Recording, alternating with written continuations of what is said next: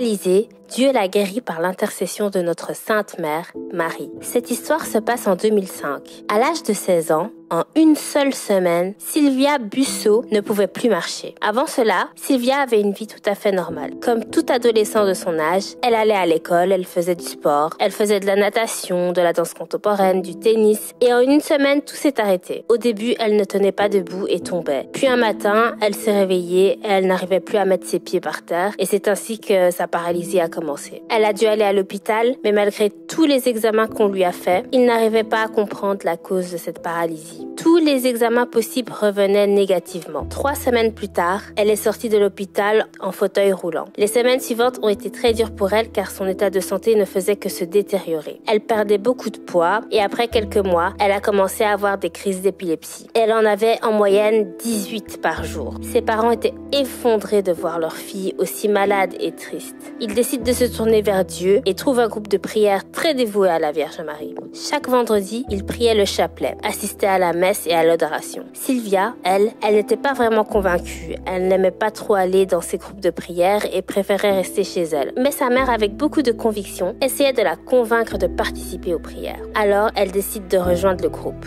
Peu de temps après, juste avant Pâques, une dame s'approche d'elle et lui offre un collier avec une médaille miraculeuse. Elle lui explique que cette médaille a été bénie par Marie lors d'une apparition à Medjugorje. C'était sa seule médaille, mais pensait que Sylvia en avait plus besoin qu'elle. Cette médaille, elle l'a gardée précieusement. Par la suite, sa mère va suggérer qu'elle aille tous les jours dans le groupe de prière car elle estimait qu'elle ne priait pas assez. C'est ainsi qu'elles assistaient à la messe et au chapelet tous les jours. C'était difficile pour elle, elle ne le vivait pas pleinement, c'était un temps interminable, mais après quelques semaines, c'est elle qui demandait à sa mère d'aller au groupe de prière car elle ressentait de la paix lorsqu'elle y était. Puis un jour, une occasion en or se présente à elle. Sa kinésithérapeute a prévu d'aller à Medjugorje avec sa mère et lui demande donc si elle peut l'accompagner. Elle accepte et se rend en Bosnie avec son père car elle était encore mineure à l'époque. Son père l'accompagne jusque là-bas et ils arrivent le 23 juin 2005. C'était la fête de Saint Jean-Baptiste et fête des apparitions. Le soir même, ils se rendent à la colline des apparitions où devait se dérouler l'apparition de la Vierge Marie avec le voyant Ivan. Au début, elle ne voulait pas trop y aller car elle était en fauteuil roulant et estimait qu'elle pouvait pas monter avec son fauteuil. Elle ne voulait pas causer de gêne, elle ne se rendait pas compte du caractère divin de l'événement car le mot apparition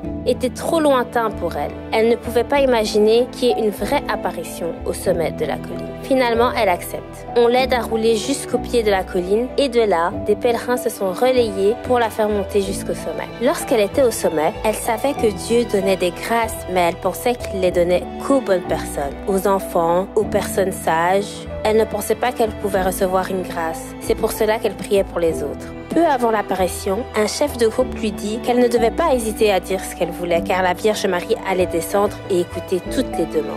Alors, elle lui a demandé la force de pouvoir faire face à cette maladie et de pouvoir accepter sa situation avec le sourire et la joie qu'elle avait toujours eue auparavant. Ensuite, il y a eu un instant de silence. Puis d'un coup, elle voit une lumière à gauche. C'était une magnifique lumière blanche. Très belle, très puissante, aveuglante, mais en même temps, elle pouvait la regarder. Elle ne devait pas fermer les yeux. Au début, elle ne voulait pas regarder cette lumière car elle en avait peur. Mais cette lumière était tellement belle qu'elle ne pouvait pas s'empêcher de la regarder. C'est ainsi que pendant toute l'apparition, elle s'est mise à regarder cette lumière. Après un moment, cette lumière avait disparu. À la fin de l'apparition, des pèlerins l'aident pour redescendre la colline, mais d'un coup, elle s'est mise à se sentir mal et est tombée en arrière. Elle s'était évanouie. Elle était tombée sur des pierres et gravats, mais elle ne s'était pas fait mal. C'était comme si elle était tombée sur un matelas tout doux. Elle a entendu une voix très douce qui l'apaisait et la rassurait. Après quelques instants, elle s'est réveillée et elle a ouvert les yeux. La première chose qu'elle a vue, c'était son père qui pleurait. Elle sentait comme si ses jambes étaient appuyées sur quelque chose.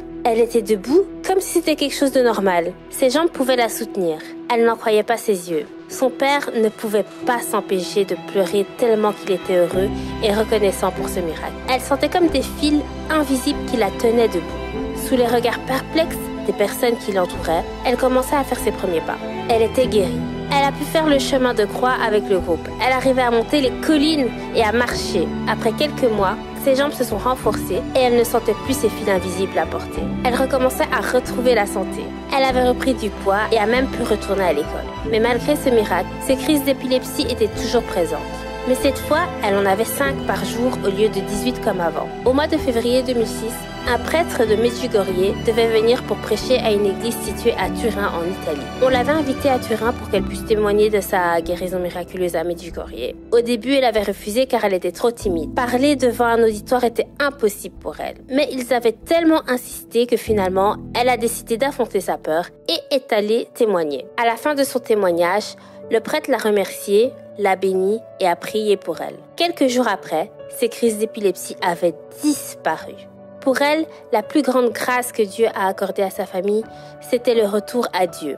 C'est une grâce qui a changé leur vie. Aujourd'hui, Sylvia continue de témoigner de la grâce que Dieu lui a offerte par l'intercession de notre Sainte Mère Marie. Notre chère Mère Marie nous amène toujours vers Jésus. Elle prie pour nous et intercède pour nous auprès de notre Seigneur. Nous ne devons surtout pas hésiter à l'invoquer et à la prier en cas de demande. Merci Maman Marie d'intercéder pour nous et merci Seigneur pour toutes ces grâces. Soyez bénis!